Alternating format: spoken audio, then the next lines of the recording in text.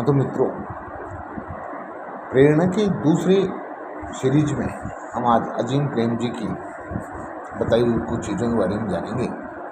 प्रेम जी कहते हैं कि पहली चीज़ जो मैंने सीखी वही है कि हमेशा हमें अपनी ताकत से शुरुआत करनी चाहिए। ऐसा इसलिए ज़रूरी है क्योंकि सिर्फ हमारी ताकत ही है जो हमें अपनी कमजोरियों को दूर करने की ऊर्जा दे सकती है। एक कहानी बताता हूँ। एक खरगोश को स्कूल में दाखिला दिलाया, सभी खरगोशों की तरह। एक बहुत अच्छी तरह से कूद सकता था लेकिन तैर नहीं सकता था।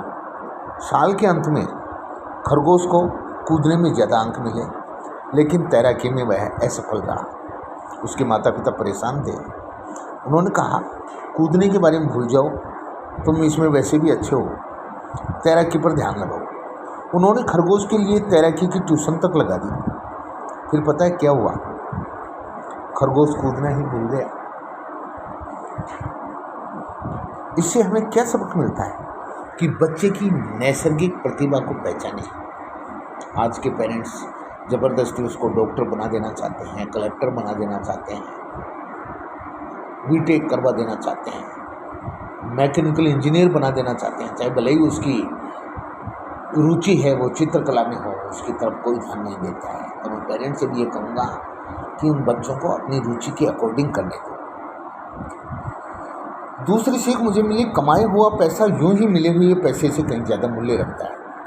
मेरा दोस्त मुझे उसकी 8 साल की भतीजी कहानी सुना रहा था। वह हमेशा ब्रेकफास्ट को लेकर शिकायत करती। मेरा दोस्त बच्ची को सुपरमार्केट में ले गया और रेडी टू कुक पैकेट्स में से एक उसे खरीद कर दे दिया। बच्ची को केवल पैकेट को काटना था और डिश में पानी डालना था। इसे तैयार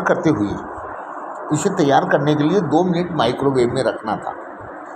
बच्ची को यह खाना बहुत ही स्वादिष्ट लगा। इसमें खासियत था कि उसने खुद पकाया था।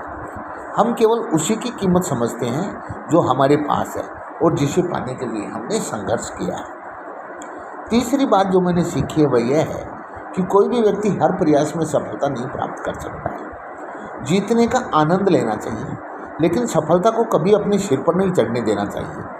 यदि आप रास्ते में विफलता का सामना करते हैं तो इसे एक सामान्य घटना के रूप में लें, स्वीकार करें और समस्या में अपने हिस्से को देखें, उससे सीखें और आगे बढ़ें। महत्वपूर्ण यह है कि जब आप असफल हों तो उससे मिला सबक न भूलें। हमें हमेशा उत्कृष्टता के लिए प्रयास करना चाहिए। उत्कृष्टता पाने का एक तरीका यह है कि हम उन लोगों को देखें जो हमसे बेहतर हो, सीखते रहें कि क्या अलग करते हैं, इसका अनुकरण करें।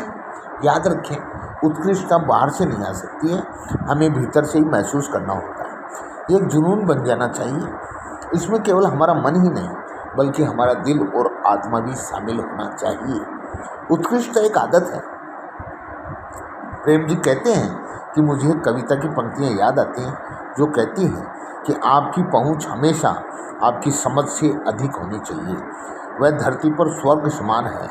आपकी एकमात्र सिर्फ और सिर्फ प्रतियोगिता आप स्वयं से है, किसी दूसरे से नहीं। जय हिंद, जय भारत।